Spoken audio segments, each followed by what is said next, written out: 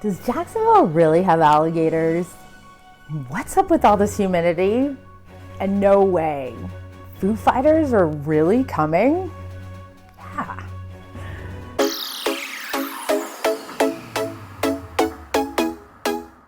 Hi there, thanks for stopping in. This is Anna Bolet with Momentum Realty, and on this channel I talk about everything that has to do with living here in Jacksonville, Florida.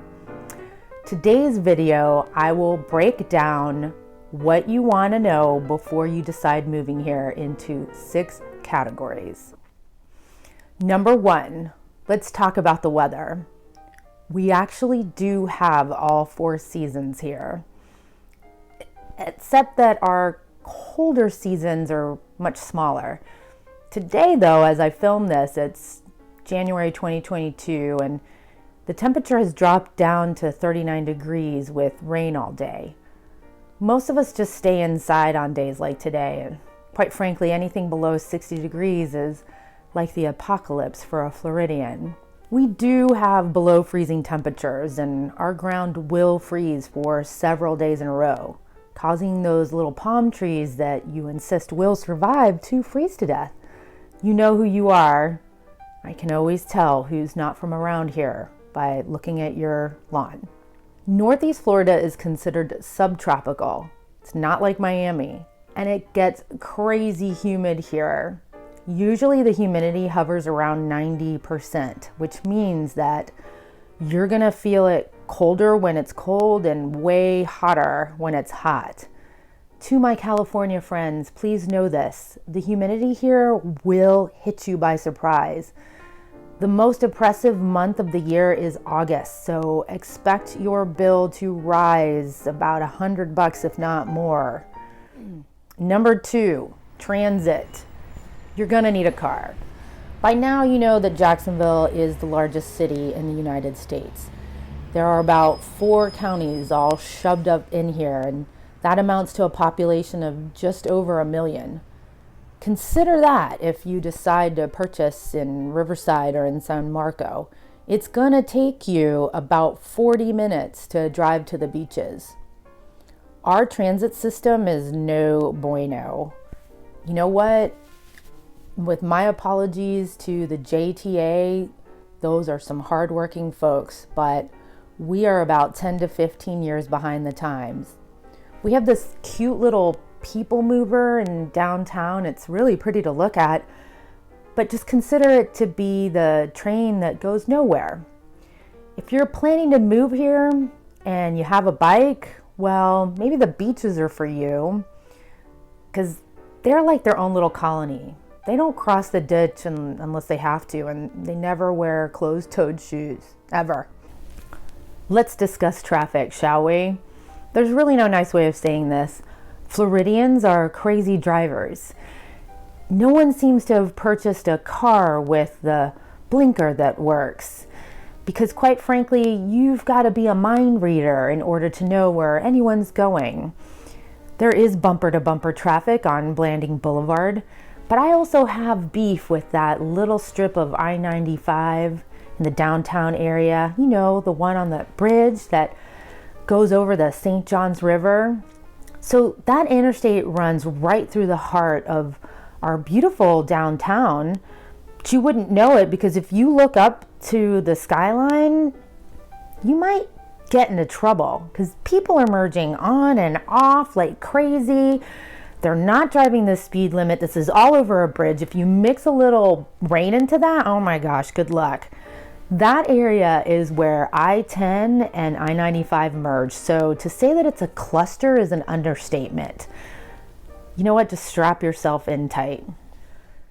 Number 4, the school system. If you're thinking about moving here and you have school-age children, it's important to check out this topic. We have lots of A-rated schools in this area, with St. Johns County being the number 1 rated school district. The schools in Duval to take notice of are Darnell Cookman, Paxton, Douglas Anderson School of the Arts, and Stanton College Prep. Nassau and Clay County have some pretty great schools as well. Again, Remember how large Jacksonville is and take this into account when deciding which school districts are best suited for you and where you're going to live. Our colleges and universities deserve a mention here too. We have University of North Florida. We also have Jacksonville University, the Art Institute of Jacksonville, and Florida Coastal School of Law. Just to the south of us, we have Embry-Riddle, ranked #1 school for aerospace. And right across the street is Daytona State College with a photography school that rivals SCAD. And yeah, I just said that. The Southeast Center for Photographic Arts ranks in the top 10 in the nation. Number 5, the economy. This is probably the most important topic of discussion on this video because it's probably the one that people ask me most about. We have a very insulated economy here in Jacksonville, which is to say it's the exact kind of economy that survives the situations that has resulted from that which shall now be named. Florida did lock down for 14 days, but it's remained open since then. Schools are wide open as well, with the option to participate over Zoom. Our insulated economy has provided for an opportunity for many businesses to not only remain open, but thrive. It looks as though this will be a target destination for years and years to come. We have a very favorable business climate here.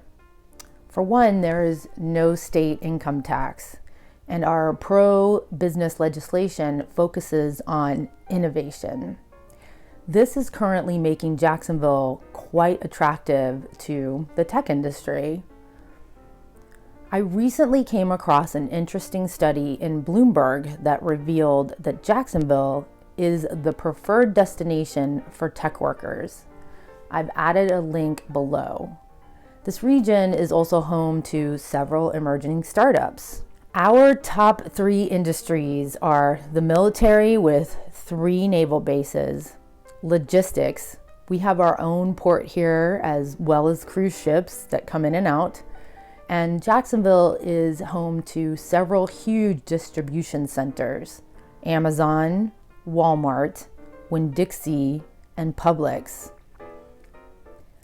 And our healthcare comes in third with titans such as the Mayo Clinic and the University of Florida Hospital System, and that's just to name a few. So all in all, we have a bustling economy. While changes have affected us, the price of gas has gone up from just 2 years ago when it was under $2 a gallon to just above $3.70 in some places right now. While we gripe about that, it's still lower than a lot of other places. I hear you guys out in Cali are paying $7 a gallon. Is that for real? If you're looking to open a small business or expand, come on down to Jacksonville. We'll leave the light on for you. And number 6, what is there to do here in Jacksonville? Okay, so I'm from Miami, and when I first moved here, I was a little shocked to hear about the guy who wrestles alligators.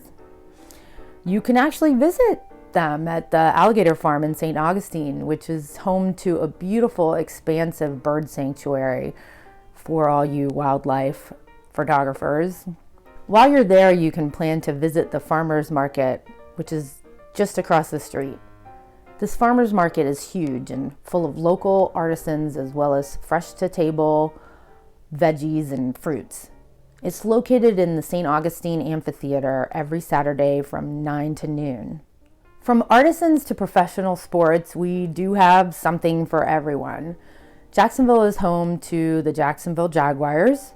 Our very own baseball team is named the Jumbo Shrimp. I'm not even kidding. That is what they named our baseball team, Jumbo Shrimp. And we even have a minor league hockey team. Those guys are called the Jacksonville Icemen. If you're yearning for Broadway, look no further than our Jacksonville Center for Performing Arts, which is home to our spectacular Jacksonville Symphony Orchestra. This February, the JSO will be performing Stravinsky's Firebird Suite. And if that composer is not up your alley, then in March, they're going to be performing Peter and the Wolf. I've attached their schedule down below. Of course, this video would not be complete if I didn't talk about our beaches. There's a reason people that live there, quite frankly, never leave. Jacksonville beaches definitely have more of an old Florida vibe to them. While there are some beautiful high-rise condominiums right on the sand and lots of sprawling mansions, for the most part, these beaches aren't really overdeveloped. We have several state parks where you can kayak, paddleboard, and quite frankly, our waves aren't too shabby either. Check out the Atlantic Beach Town Center with its combination of boutiques and local restaurants. At night, each corner hosts different live music. The beaches are also host to our annual Jacksonville Jazz Festival.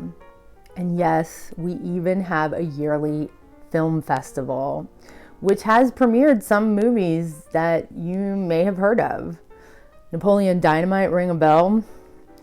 I've attached links to all of these and more down below. And if you've enjoyed this video, hit the like button and subscribe so you don't miss out when I post videos on the ever developing scene here in Jacksonville. This is Anna Banana in the 904. Thanks for stopping by.